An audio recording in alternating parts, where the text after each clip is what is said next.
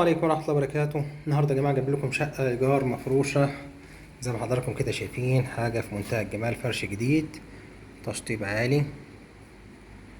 الشقة دي متفرعة من فيصل في محطة المساحة، أول فيصل. هنا ده ريسبشن موجود عندنا على الشارع، هنوريكم الشارع من البلكونة. هنا الحمام الخاص بالريسبشن، ده الحمام الخاص بالريسبشن. هنا بنطلع لأوض النوم بمستوى تاني. دي أول أوضة موجودة عندنا ببلكونة على الشارع.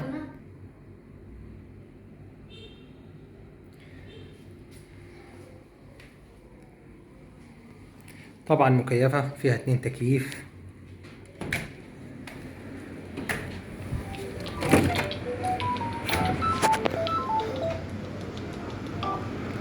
هنا دي البلكونة، ده الشارع اللي عليه البرج.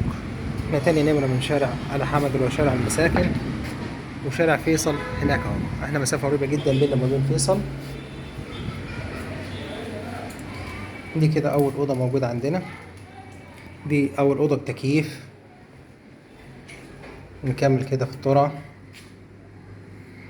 ده موجود عندنا هنا المطبخ أمريكاني كامل مكمل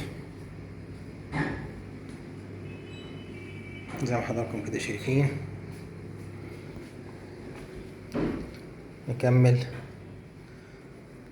ده عندنا الحمام.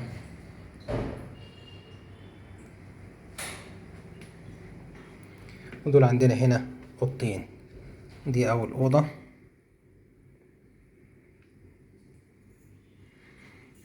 ودي الأوضة الرئيسية. الأوضة الرئيسية برضو نفس الأداء، تكييف. يبقى أصبح عندنا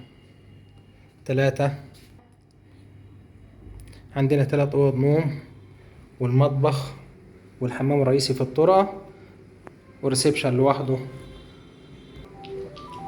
وريسبشن لوحده، سفرة وأنتريه.